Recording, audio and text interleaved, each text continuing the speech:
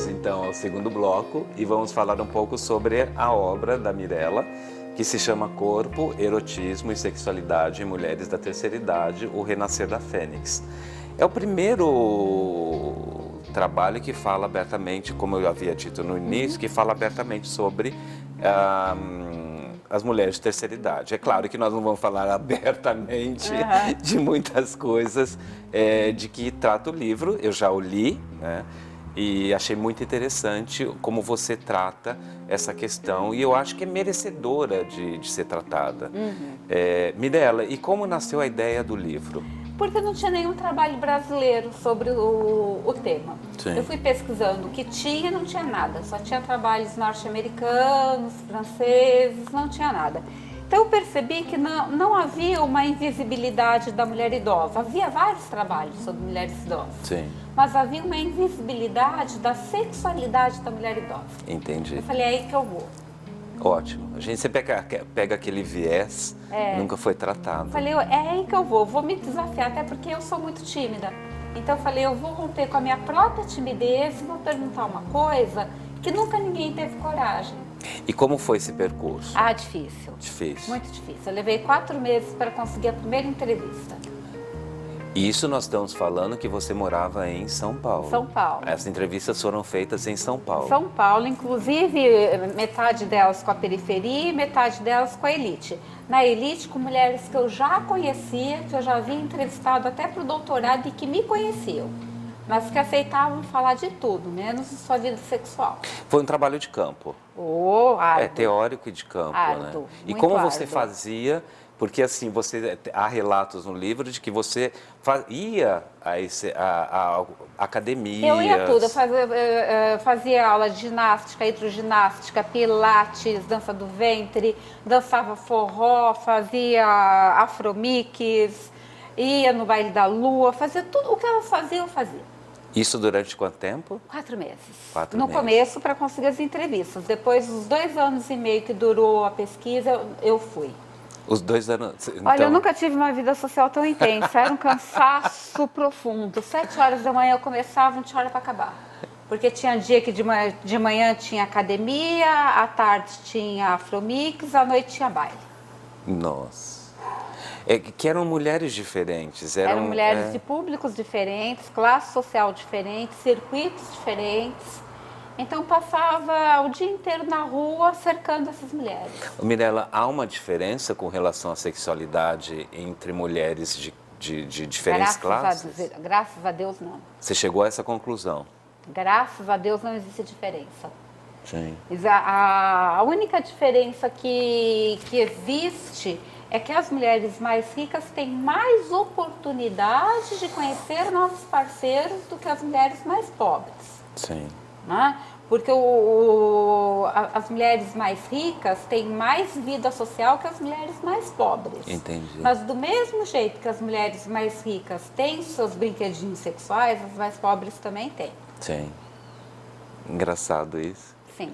Ô Mirella, eu considero um trabalho de fôlego, porque não é fácil você tentar entrar no outro, na vida do outro. Sim. E tentar bisbilhotar principalmente a parte sexual. Sim. Porque eu acredito que há uma consciência coletiva de que a mulher com 70 anos, ela é avó. Sim.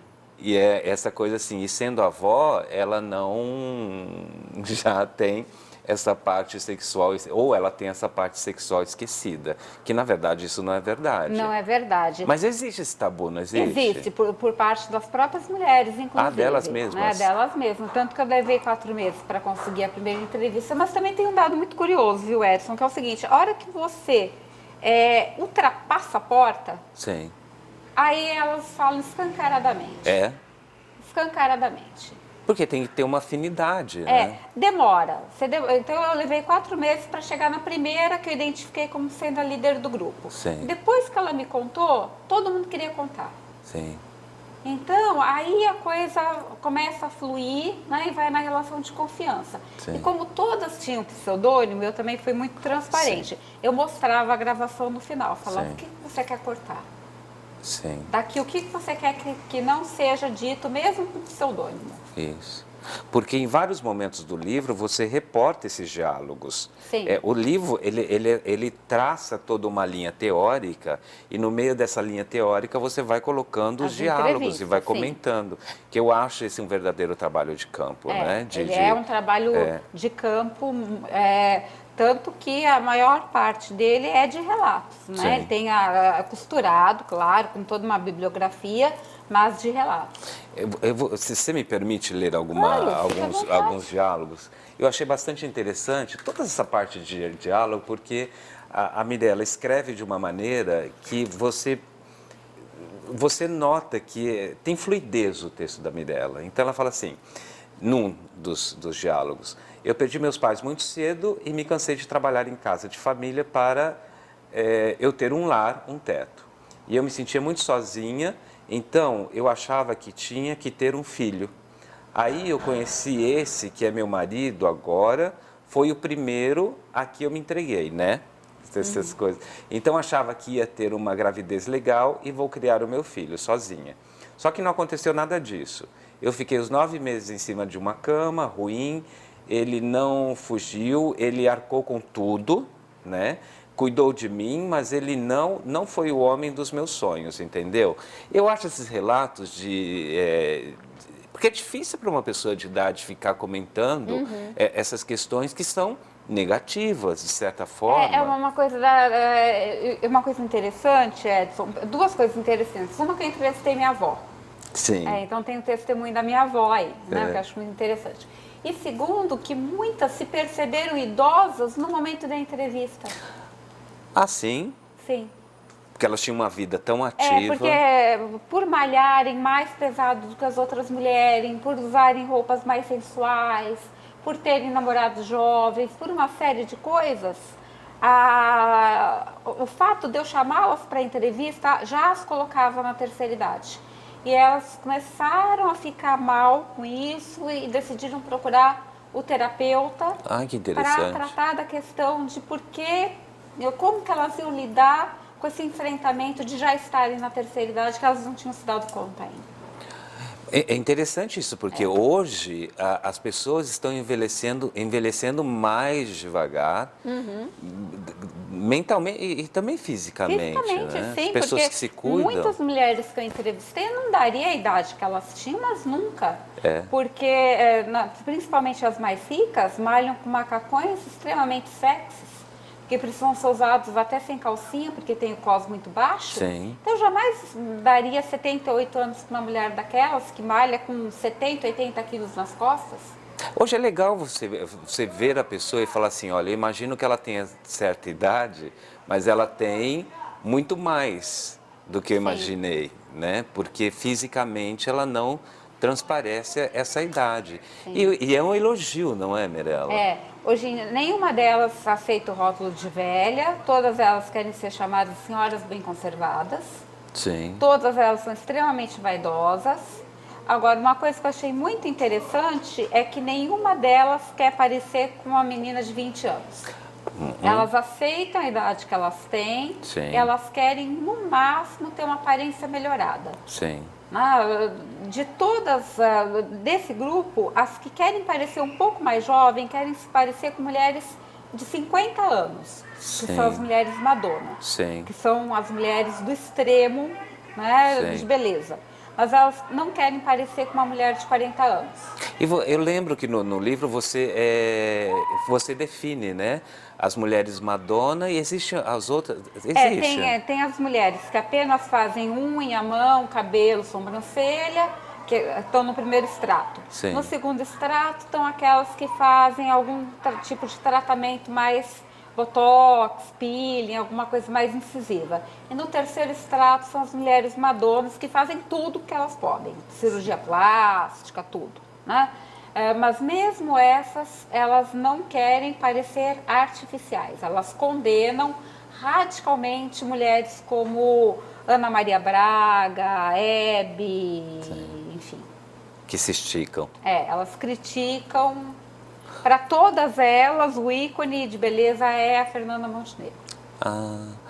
Mirela, e você não acha que, vamos supor que as mulheres de terceira idade queiram, de classes sociais mais baixas, tenham esses desejos, assim, não acaba sendo ruim, porque elas têm condições de fazerem tudo isso, plásticas? Não, então, elas gostariam de fazer plástica, mas não podem. Mas elas estão muito satisfeitas com o corpo delas.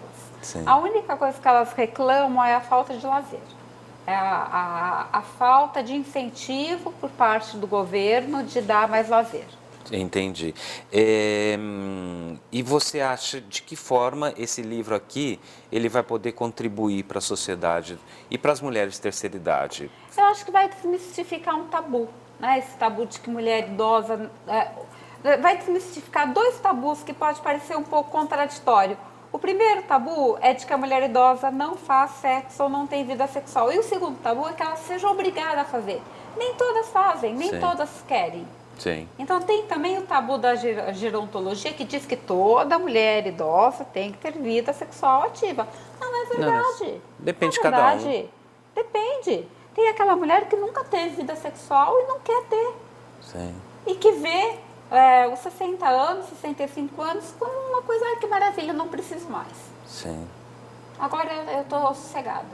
Sim. Então eu acho que vai ajudar a abrir um pouco a cabeça para as pessoas para a diversidade, porque o que me interessa enquanto antropóloga é o diverso, é a diversidade. Sim. Então nem todo mundo tem que fazer ou não fazer, nem todo mundo tem que ser escrava de um padrão. Agora, o que eu acho interessante, só para finalizar, que eu sei que a gente está no limite do tempo, Sim. é dizer que as mulheres estão na vanguarda. Pelo menos as que eu entrevistei, Sim. elas estão travando pequenas, grandes revoluções cotidianas. Isso. Eu tenho um imenso orgulho delas, Sim. porque com elas eu aprendi, inclusive, a me aceitar melhor. Sim. Aceitar melhor as minhas próprias marcas do tempo. Sim. Da última vez que eu estive à praia, eu me assumi como uma senhora de meia idade que está indo à praia. Sim. Com todas as suas rugas, defeitos, flacidez, celulite, eu me aceito melhor hoje do que eu me aceitaria antes da pesquisa. Ô Mirela, e para quem quiser adquirir o livro, onde ele está à venda? Ele está à venda na Leitura do Shopping Iguatemi. Sim. 30% vai para a livraria, como é de praxe, 70% vai para os Médicos Sem Fronteiras. Olha que interessante isso. Eu não vou ter um centavo. Mirela, gostaria de te agradecer pela Eu que entrevista. te agradeço pela oportunidade. Muito obrigada por ter retornado ao programa. Imagina. Ok? E então fica o convite para quem quiser adquirir o livro Corpo, Erotismo e Sexualidade em Mulheres da Terceira Idade, O Renascer da Fênix. Façam, o livro é muito interessante. Ok? Estamos terminando agora o nosso programa. Nos vemos na semana que vem. Até mais.